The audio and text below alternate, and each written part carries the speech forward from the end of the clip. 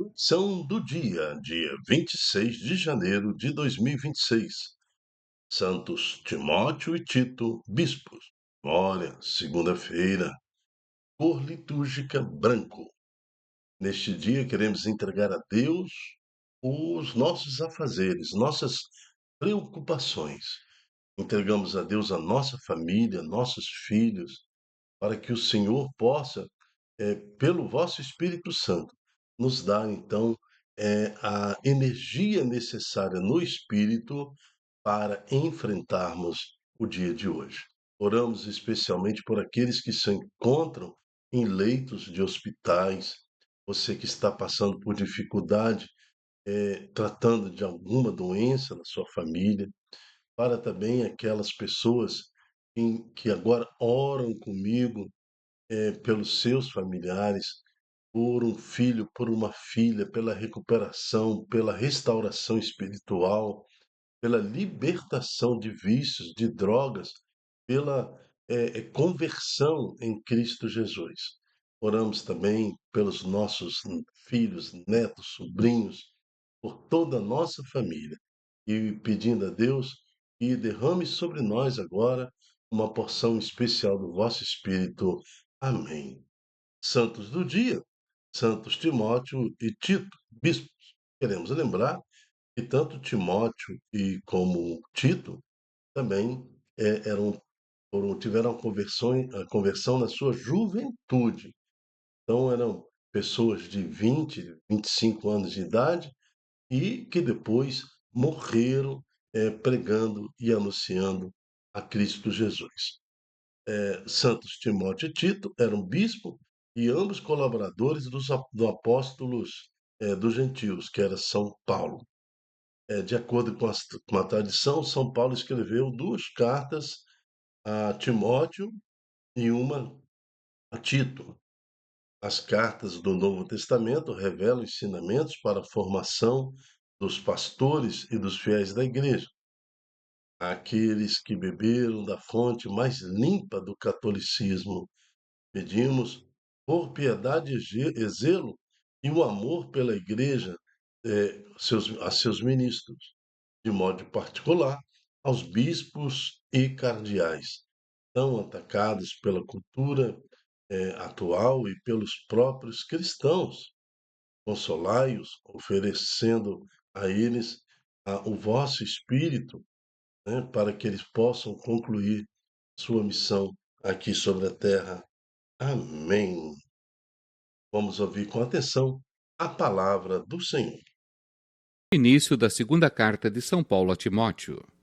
Paulo, o apóstolo de Jesus Cristo, pelo desígnio de Deus, referente à promessa de vida que temos em Cristo Jesus, a Timóteo, meu querido filho. Graça, misericórdia e paz da parte de Deus Pai e de Cristo Jesus, nosso Senhor. Dou graças a Deus, a quem sirvo com a consciência pura, como aprendi dos meus antepassados, quando me lembro de ti dia e noite, das minhas orações.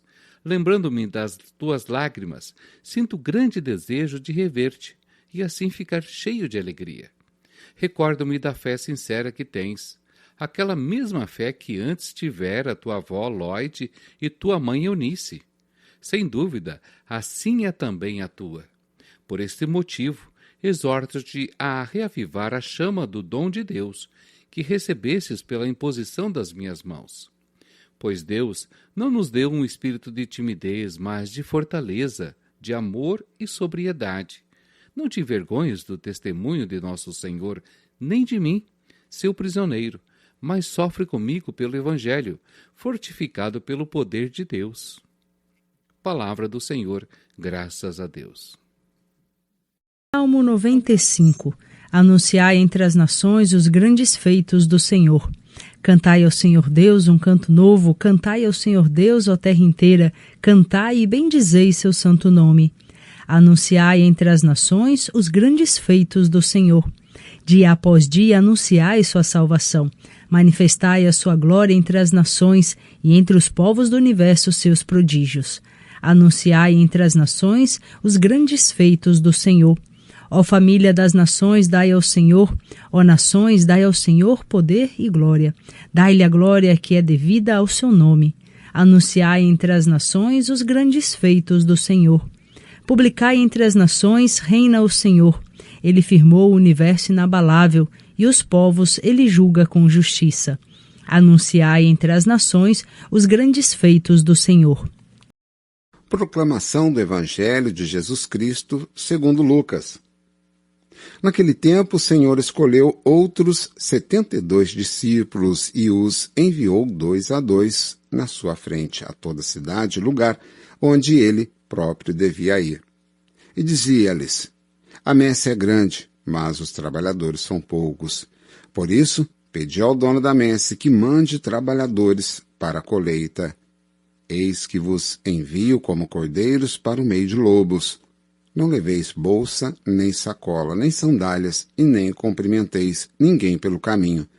Em qualquer casa em que entrardes, dizei primeiro: a paz esteja nesta casa. Se ali morar um amigo da paz, a vossa paz repousará sobre ele. Se não, ela voltará para vós. Permanecei naquela mesma casa, comei e bebei do que tiverem, porque o trabalhador merece o seu salário. Não passeis de casa em casa. Quando entrardes numa cidade e fordes bem recebido, comei do que vos servirem, curai os doentes que nela houver, e dizei ao povo: o reino de Deus está próximo de vós. Palavra da salvação, glória a vós, Senhor. Dentro do Evangelho de hoje, da própria liturgia que celebra hoje a vida de São Timóteo e São Tito, eles que receberam o envio, o próprio Paulo fala na primeira leitura, tu recebestes, ó Timóteo, sobre a imposição das minhas mãos, né? Por este motivo exorto-vos a reaviver a chama do dom de Deus que recebeste pela imposição das minhas mãos.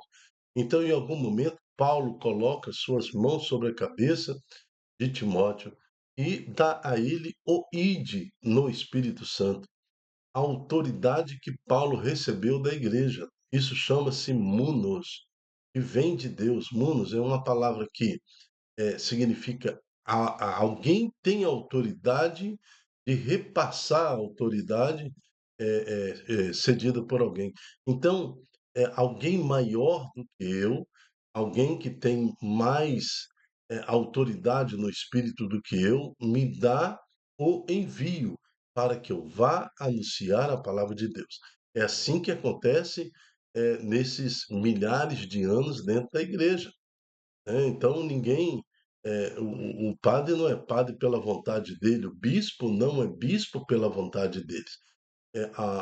Ele recebe também esta autoridade, esta imposição de mãos de alguém que o nomeia bispo. Então eu não posso acordar de manhã cedo e falar assim: agora daqui por hoje em diante eu sou o bispo Dilton, vou montar uma igreja e vou me auto intitular-me ou dar-me um título de bispo. Ó, agora é a igreja renovada do bispo Dilton. É isso, que loucura. Quem nomeou esta pessoa bispo para ele afirmar sobre si mesmo que ele é bispo? Com que autoridade alguém o deu esse título a ele? Então a igreja é que dá essa autoridade. A igreja em Cristo, porque Cristo falou: tudo que ligares na terra, ó igreja. Que igreja que Cristo falou isso? Ela falou para a igreja de Pedro: Pedro, tu és pedra, sobre esta pedra edificarei a minha igreja. Então, assim, a igreja apostólica segue no mundo onde alguém que recebeu de Pedro a autoridade, esta pessoa, na autoridade em Jesus Cristo, ele repassa para outra pessoa. Então, Paulo recebe da igreja, agora ele tem autoridade para passar para Tito, para Timóteo, esta autoridade. Veja que também no Santo Evangelho de hoje, o Senhor escolheu outros 72 discípulos. e os enviou dois a dois à sua frente, a toda cidade e lugar onde ele próprio deveria ir. E durante a imposição de mãos, olha só, Jesus foi e orou pelos 72, deu a esses discípulos a autoridade de pregar em seu próprio nome, ungidos no Espírito Santo. Então Jesus também enviou este envio, né? Quando a igreja nos dá este envio, vocês já foram, vamos falar sempre da dimensão laica. Vocês já viram também quando aquela no dia da celebração do envio para os ministros extraordinários da Eucaristia. Então, o padre vai lá, coloca a mão sobre eles e dá o envio, né? Vocês também já devem ter visto o envio sacerdotal, quando os seminaristas eles recebem da igreja, sob imposição das mãos, é a unção, o munus, o envio para exercer o sacerdócio. Então, há toda uma cerimônia litúrgica para que isso aconteça. Então, também, na nossa dimensão laica, quando você é um coordenador, quando o padre te chama, quando a igreja te chama a coordenar alguma coisa em uma pastoral, em um serviço, em um movimento, você deve também receber o envio. Quando você, pregador, sai para pregar em outro município, em outra cidade, em outro estado, fora da sua paróquia, fora da sua comunidade, você deve receber de alguém que tem autoridade maior do que você, né? O do seu coordenador, ou, daquele diácono que toma conta daquela comunidade, ou do próprio padre, um envio, ide, evangelizai, né? Para então você proclamar a palavra. Durante minha vida de conversão e de serviço ao Senhor, principalmente à frente da renovação carismática católica, eu tive muita oportunidade de pregar, principalmente no Paraná, também aqui em Vitória, Espírito Santo, de ir para outras cidades e também anunciar a palavra em outras dioceses. Então, não só na diocese de Ponta Grossa e de Paranaguá, onde eu vivi ali, participando da coordenação, né, do núcleo, mas também indo para outras dioceses dentro do Paraná. Sempre pedi o envio, alguém acima de mim para o meu coordenador ou um padre, enviando-me para anunciar a palavra. Isso abre as portas no caminho espiritual para que você possa anunciar com autoridade no nome de Jesus e na obediência. Não foi diferente quando, lá na década de 90, final da década de 90, em 98, 99, eu tive que me transferir do Espírito Santo para o Paraná, em Paranaguá. Também fui buscar no meu padre, né, o envio, né, estou indo para um outro estado, envia-me, né, na missão evangelizadora. Então o padre foi lá, colocou a mão sobre minha cabeça, enviando-me para anunciar a palavra em em outro estado. Então, chegando no Paraná, foi, foi assim fácil no Espírito Santo eu me acomodar. A acolhida foi fácil, porque existia no plano espiritual um envio, né, para que eu pudesse anunciar a palavra. Então, nós, quando queremos servir a igreja, nós devemos buscar esta autoridade, assim como está escrito no Evangelho, assim como aconteceu na vida de Tito, na vida de Timóteo, como está na primeira leitura. Então, dentro, cada um do seu munus e na sua limitação, visto que este programa, né, a reflexão do dia, eu também tenho um envio sacerdotal para também pregar, anunciar esse evangelho. Pelo menos esse programa foi enviado por dois bispos, né? Então, assim, apoiado por esta realidade da autoridade, do munus, né, que recebi para fazer esse programa, eu também quero te enviar hoje, você que quer participar conosco, anunciando, eh promovendo a palavra de Deus, para que você multiplique nas suas redes sociais, este ensino, esta pregação, para que mais corações possam se converter na vontade de Deus. Por isso, louvamos e bendizemos ao Senhor. Amém. Eu me chamo Dilton Góes e o nosso projeto chama-se Ai de mim se não evangelizar. Em 1 Coríntios, capítulo 9, 16. Ai de mim se não evangelizar. Então, a nossa existência neste mundo, né, a nossa substância, matéria, corpo, só tem sentido se evangelizarmos. Por que que você nasceu? Você nasceu para conhecer Deus. Você nasceu para amar a Deus. E por último, servir a Deus. Se você não cumpre com essas três exigências da existência, é uma vida sem sentido. Não tem sentido a pessoa passar por esse mundo, né? Passa inerte, passa como uma planta, como, sei lá, como um jacaré, como um jabuti, né?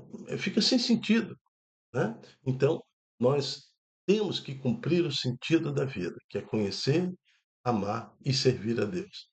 Que Deus então te dê esta força, nessa unção, e sempre pedindo a Deus, sempre em unidade com o Senhor, sempre em unidade com a igreja, possamos anunciar e proclamar a nosso Senhor Jesus com as nossas vidas. Amém. Até a próxima, se Deus quiser. Tchau, tchau.